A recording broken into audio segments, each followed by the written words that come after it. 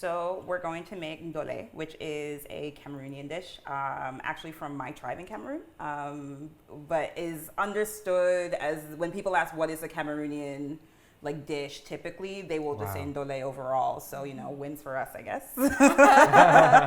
But so it's a stew basically of with meats and of meats of. So you can put in a couple different ones. Some people make it with fish. Some people use different parts of the meat. I've used beef here today, and fish actually. And then you take that in with like a peanut paste base, and then you add in ndole or bitter leaf, which is the stuff in the pot that Jen is stirring. So bitter leaf is like it's like a indigenous plant to like Western Africa, and it's used in a lot of different dishes. It's very, very bitter. Which is hence the name. So Jen, could I ask you to like shake a little bit of baking soda into that? Yes. Normally you would use just a couple shakes. Yeah, that's good. Okay. I think that should be fine. So the peanuts would be like would look like this. You can also get them with like a red skin on them, which you can also use. I kind of wouldn't recommend it. We've lost a couple blenders to trying to grind them with the skin on, and we've also lost a lot of patience on my end because my mom, when I was a kid, would make me take the skins off, which is all. But you know, it's what you got to do, I guess. And so you grind it into a paste that kind of ends up looking like this. So you don't want it to be too smooth because then it doesn't quite come together with the rest with the ndole and everything else as well. That's ground peanut. Yes, it is. Oh, wow. Yeah. So the way that we prep it is to soak it in water for like an hour, maybe 2. You might add a little bit of salt to that. And then you can boil it for a little bit, not too long even, just like a couple of minutes, just to kind of pre-cook it, I guess, before. And then you throw it in the blender.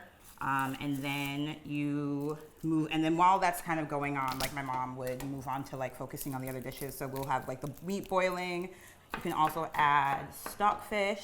That's the stockfish? Yes. So this is stockfish made from like cod and haddock. Okay. So I would throw them into this one actually. Oh, that one. Yeah. Okay. So like they kind of boil together because it shouldn't take too long for it to boil. And so the baking soda is to kind of remove some of the fishiness? Yeah, that's fine. Not the fishiness actually, but the bitterness from the leaf. Another thing that you can add to the dish that will be ground in with the peanut, I believe, is crayfish. So I brought some here today. Crayfish is also really good. They're like teeny little shrimp, I guess. Cameroon is kind of understood to be known for them. I mean, I've read this, but you know, like colonizer history, etc. But you know, the Portuguese came across this place and they were like, "What is this?" Saw some shrimp in the river and said, "Camaros, Cameroon," obviously, and they kind of went from there. So you can eat this with a couple different things once it's ready. So you typically with bobolo, which is fermented cassava that you then process. Typically by hand. So you really you take the cassava, it's fermented, and then you have to grind it down. And so it's a really involved process to do so. And you get rid of all of the impurities that cassava can kind of have in it to do so. And then you wrap it in banana leaves. Once you've kind of got all of your different pieces prepped, it's really just about putting it together. And here. Thank you. Let's do it over I think this one should be enough. And then Okay.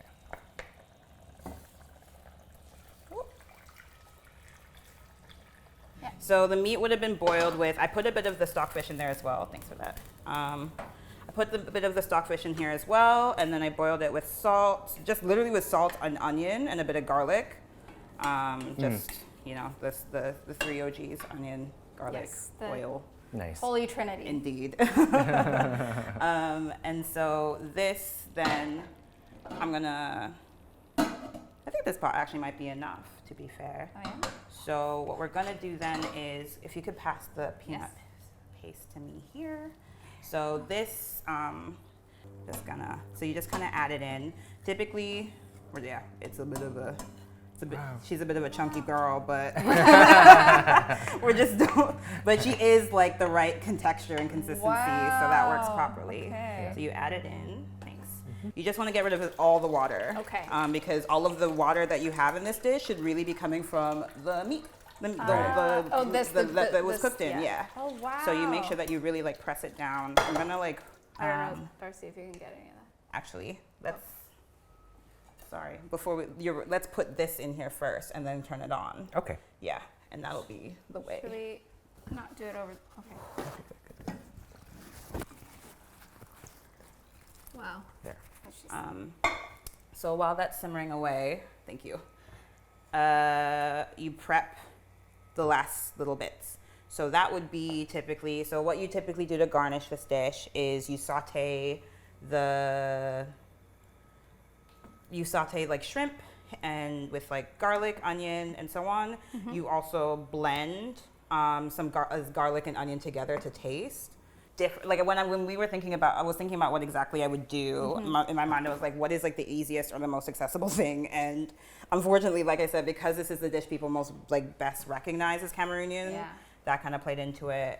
And then also, yeah, I guess because it's the one that I like remember making the most when I was a kid as well. Like just like I said, the amount of like grinding peanuts that you would do, and like you're really trying to get it down to like the right texture. Like you know how like some of the blenders have that rubbery bit in the middle? We've like melted through them. Oh my god! Oh my god! Oh my god! And it really does like it really makes for like a lively kitchen situation all of the time. Yeah.